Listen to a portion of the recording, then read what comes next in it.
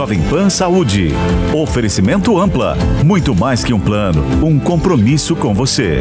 Isso é Ampla. Jovem Pan Saúde.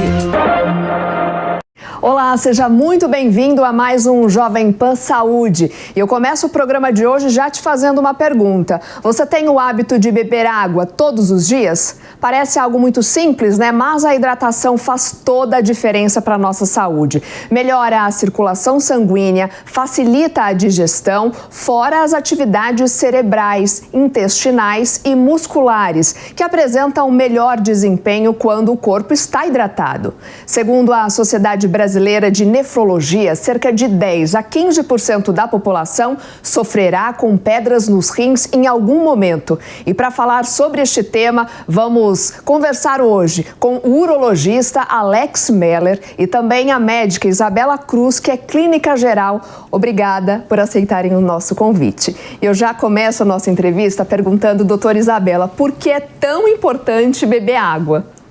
Bom, a água é aquilo que compõe 70% do nosso corpo, né? Então, absolutamente todos os órgãos que a gente tem são compostos por água, né? E a gente pensar num corpo sem água é como a gente pensar numa casa sem cimento. A gente não tem estrutura para as funções mais vitais possíveis, né? Atividade cerebral, atividade intestinal. Então, a gente tem que pensar na água como se fosse o cimento no nosso corpo. É aquilo que nos dá estrutura.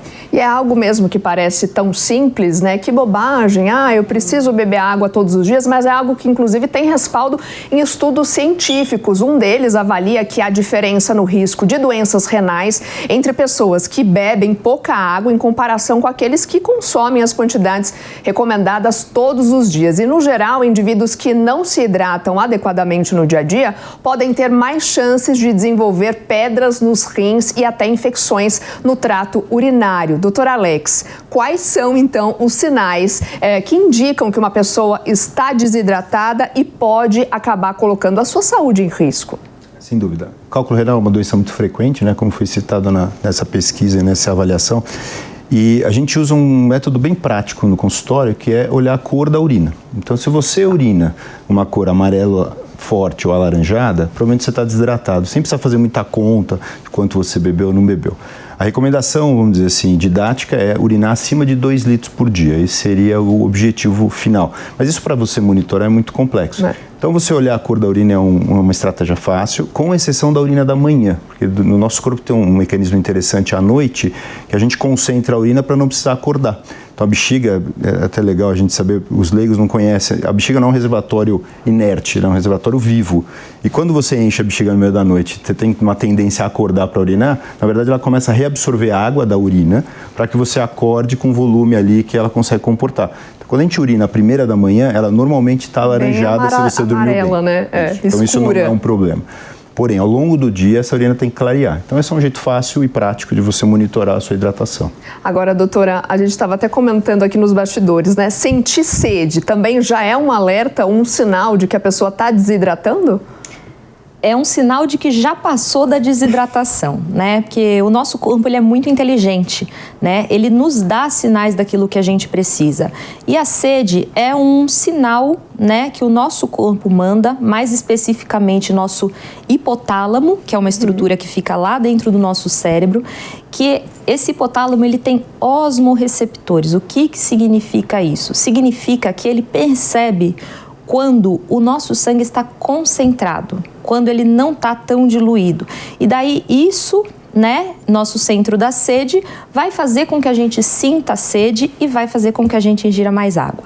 Porém, existem exceções, né? Como, por exemplo, eu sendo geriatra, né, acompanhando o público 60+, e idosos têm menos predisposição a ter sede. Então, a gente precisa ter muita atenção nessa questão, principalmente dos idosos. Oferecer água ali, né? Mesmo se não tiver com sede, fazer com que esse idoso tome água. Exatamente, ofertar mesmo sem sede, né? E ficar atento aos sintomas de desidratação, né? Como o doutor falou, da questão da urina concentrada e podendo, inclusive, ter outros sintomas, por exemplo, a confusão mental. Então, muitas vezes a gente vai notar uma confusão mental muito antes da sede propriamente dita. E no adulto, isso também pode acontecer, além de riscos no trato urinário, né, infecção no rim, por exemplo, como pedras nos rins, pode trazer estresse ou afetar outro tipo de, por exemplo, a saúde mental dessa pessoa? Sem dúvida, sem dúvida. Você fica ali até estressado porque você está com sede, está desidratado, o corpo está pedindo água. Com certeza, é exatamente isso que acontece, né? A gente tem mais predisposição à irritabilidade, né? Mais predisposição a ter dores, por exemplo, enxaqueca, né? Tanto que não é incomum, né? Quando você tá com alguma dor, tá com uma dor de cabeça, alguém próximo perguntar, tomou água? É verdade. Né? Então, isso daí é realmente muito comum, né? E outros sintomas neurológicos, por exemplo...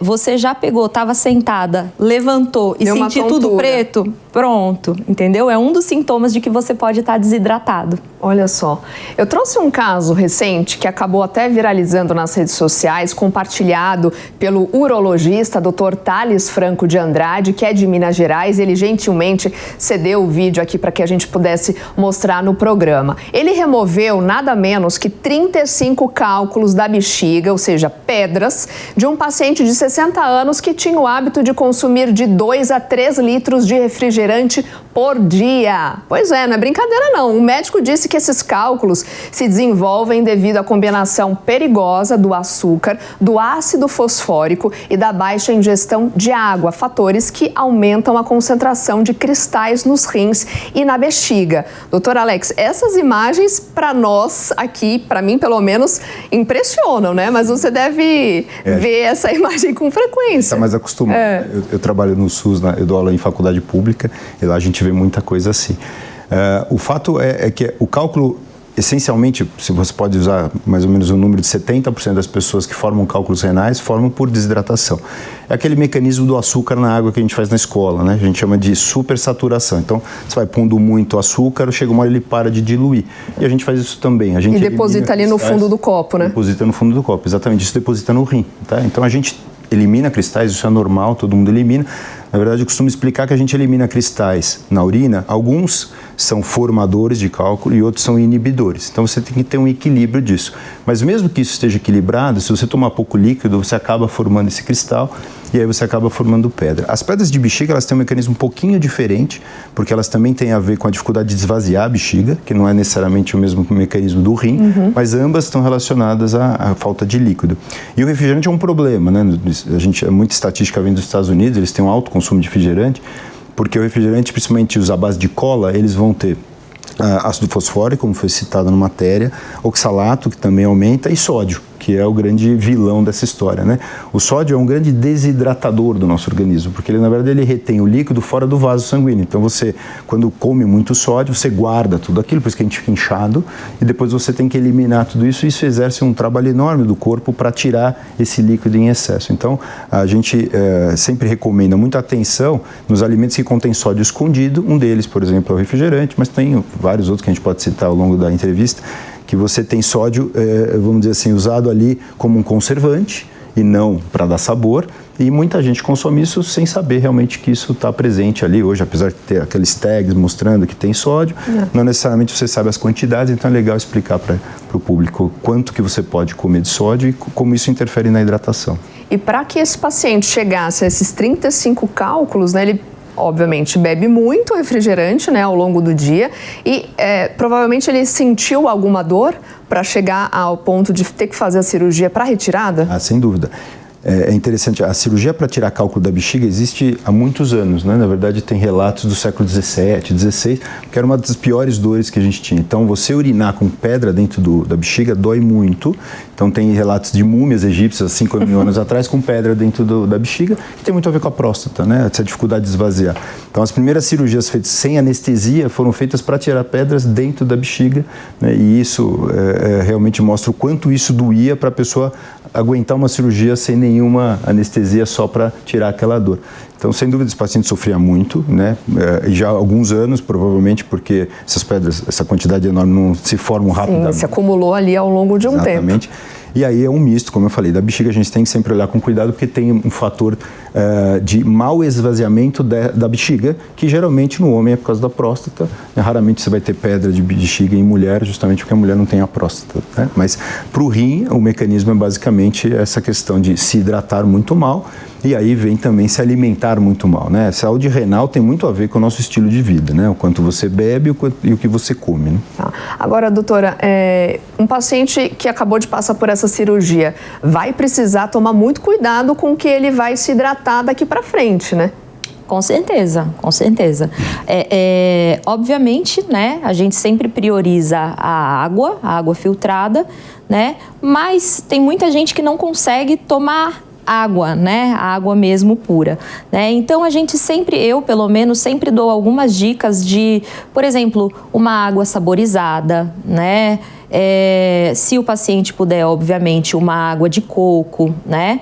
E sempre ter à disposição, sempre ter à sua vista uma garrafa cheia de água, né? De preferência térmica, para você não ter dificuldade em ter aquela ingesta hídrica, né? Porque quanto mais difícil for o seu acesso ao líquido, mais difícil vai ser de você tomar. Tá. Né? Mas qualquer líquido substitui a água ou não? Não, de jeito nenhum. Tá. Né? A água em si, né?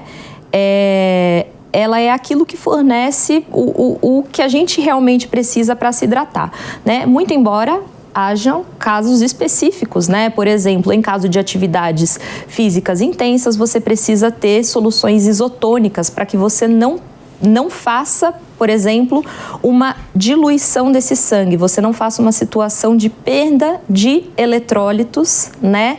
No exercício físico intenso, mas no geral a água já é suficiente. Tá. Doutor Alex, ainda de acordo com aquele vídeo, né, que a gente viu, desse caso específico, quais as orientações, né, depois da cirurgia para esse paciente, por exemplo? Como a doutora falou, a doutora Isabela apontou bem, nem todo mundo consegue tomar água. Então a gente sempre sugere assim, tem que tomar água, mas para você atingir um nível de líquido suficiente. Então eu sempre gosto de falar, você precisa tomar mais líquidos. Quais líquidos eu gosto de recomendar? Água de coco, chá. Você pode tomar suco de fruta, às vezes é ruim porque tem açúcar, mas por outro lado você está querendo estimular o paciente a tomar mais líquido, você vai achando saídas. Começa por algum jeito. Água com gás, por exemplo, não tem problema também do ponto de vista renal. Isso é uma dúvida que surge também, né? Pode tomar água com gás não é prejudicial? Não é prejudicial. Contanto que não seja aquelas águas com gás que imitam, que na verdade são refrigerantes disfarçados de água com gás. Se for água com gás mesmo, pura e simples, não tem problema.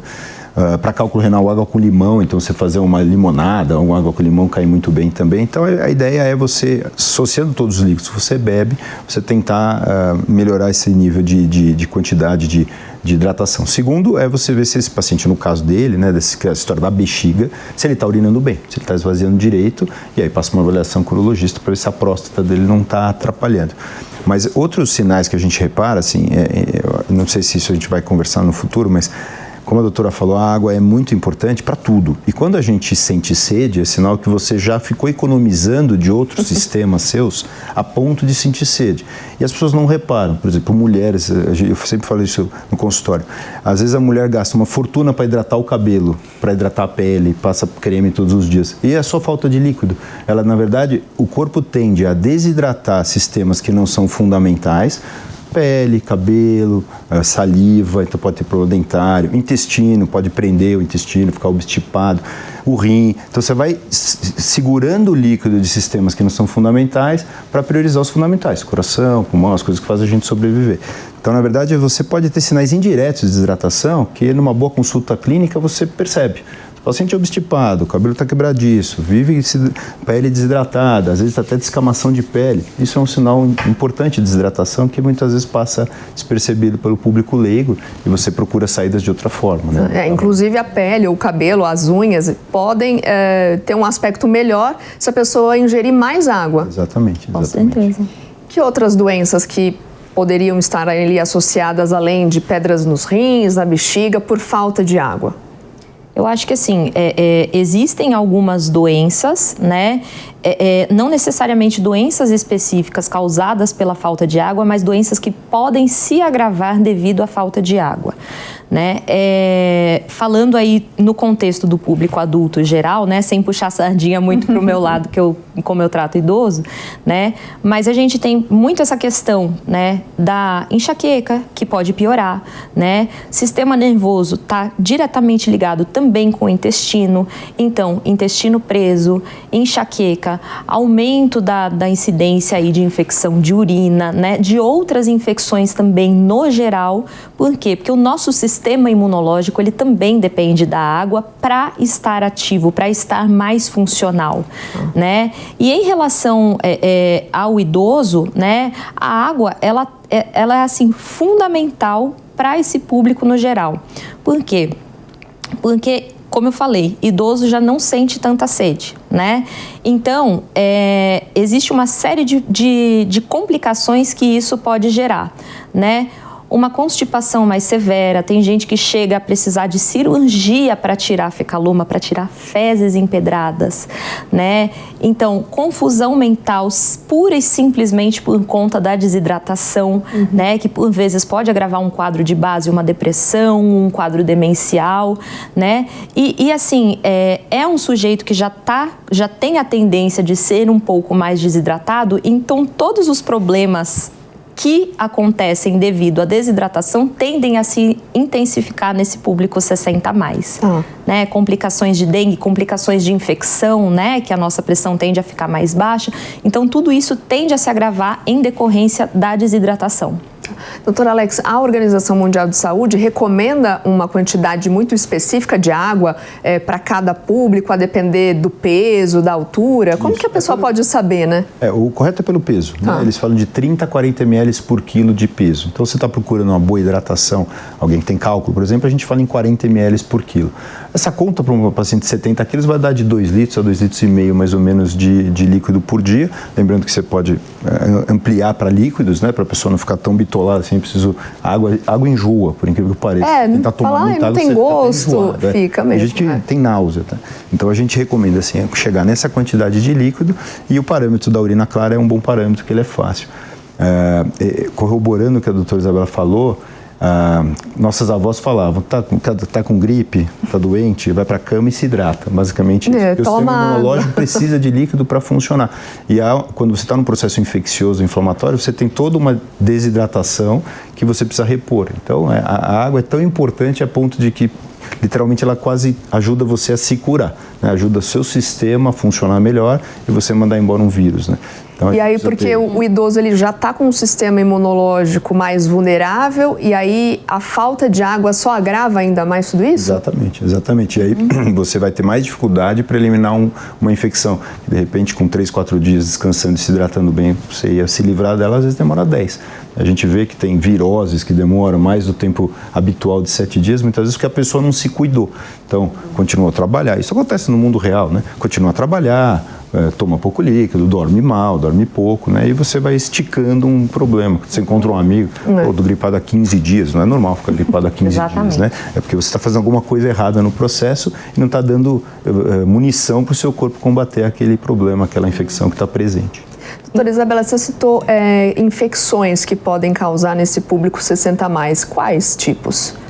Olha, principalmente o que eu mais vejo é a questão da infecção de urina, né? Mas pneumonias também, né? Por exemplo, quando a gente está desidratado, aquele muco que forma no pulmão ou em seios da face, ele tende a ficar mais seco e mais grudado em vias aéreas. Então, além de predispor, né, pela própria questão do sistema imunológico mesmo do idoso, que a gente chama de imunossenescência, né, que é o sistema imunológico do idoso envelhecendo, do ser humano envelhecendo, a gente tem também essas questões que fazem com que essas infecções se tornem mais graves, um muco mais espesso, uma urina mais densa, mais concentrada, né? E, além de tudo, né, em casos de infecções mais graves, a gente tende a ter uma vasodilatação. O que significa? Nossas veias do corpo, elas ficam mais dilatadas.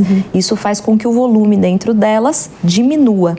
Esse volume diminuído, o que a gente vai ter? A gente vai ter queda da pressão, né? A gente vai ter o famoso choque. Né? Então, e qual que é o tratamento disso? O tratamento disso é volume de líquido dentro das veias. E muitas vezes a pessoa está tão desidratada que a gente precisa colocar soro na veia mesmo. Né? E isso é tão importante, a questão da água no tratamento de infecções, ele é tão importante que mesmo depois de décadas de dengue, o melhor tratamento da dengue continua sendo a água e a dipirona. Aí, nesse caso, para crianças, por exemplo, é a mesma preocupação ou não? Assim como nos idosos, doutor Alex? Sim. Acaba sendo o mesmo processo, né? E criança, você vai ter que ser mais incisivo na oferta do líquido, porque eles não estão afim. Uma criança doente não quer fazer nada, nem tomar líquido, nem comer, nem dormir. Então, você vai precisar ser mais propositivo, né? Para conseguir convencê-la a tomar líquido. Criança e o idoso, né? É quase aliás, igual, os da vida são muito semelhantes, né? É verdade. Criança e idoso se comportam muito parecido. Mas acho que assim, o conceito de que a gente toma pouco líquido hoje é muito comum a gente nessa vida corrida esquecer. E o corpo vai desidratando e a gente nem percebe, né? A gente não tem essa visão. Então é legal trazer esse tema porque é um tema que eu acho que a vida moderna afetou demais, né? Sim. A gente não consegue mais ter tempo para... Nem para beber água, né? E para os adultos teimosos que não gostam de beber água, tem alguma conta que a gente faz ali rápida? Quanto que eu preciso beber? 2 garrafas de água, por exemplo? 8 copos de água por dia? Porque a gente também tem que acabar se forçando de uma certa maneira, né? Tem estratégias hoje que eu uso modernas aí, que são aplicativos de celular, que ficam tocando alarmes para você lembrar de beber. E aí você ouve no consultório de tudo. Alguém coloca uma garrafa daquelas que tem contagem para ter uma meta. Assim, chega no escritório, tem que zerar essa garrafa. Algumas pessoas usam as garrafinhas de 500 ml, e aí você sugere, tome pelo menos umas 4 dessa por dia. Quem tem secretária, sua secretária entra a cada 2 horas com um copo e faz você tomar obrigatoriamente, né? Você tem várias formas, mas acho que hoje esses aplicativos funcionam bem. Vários pacientes meus usam e servem como uma lembrança para você. Talvez seja uma estratégia fácil, instala e ele fica te lembrando de tomar líquido, né? E na sua experiência de consultório, quais as principais queixas, então, dos seus pacientes? Tem essa mesma dificuldade de... Eu tenho um viés porque eu trato muita infecção urinária e muita cálculo, então eles chegam geralmente com esse cenário, mas aí você perguntando, você expande a pergunta e acha constipação, problema de pele, problema de saliva, que às vezes a pessoa nem associa com a falta de água, né? Exatamente. De hidratação. O que a gente... não tem muita saída, tem que pegar no pé, Soreto. Tem que falar para ele, você tem que tomar líquido, vai te curar, amplia os líquidos, né? Começa com outras coisas eventualmente. Não é incomum, não é comum, mas não é incomum agora falar, eu não gosto de água, né? Eu não tomo água, não gosto, nunca gostei, só tomo refrigerante. E aí você tem que convencê-lo que ele precisa trocando esse hábito para começar a se habituar.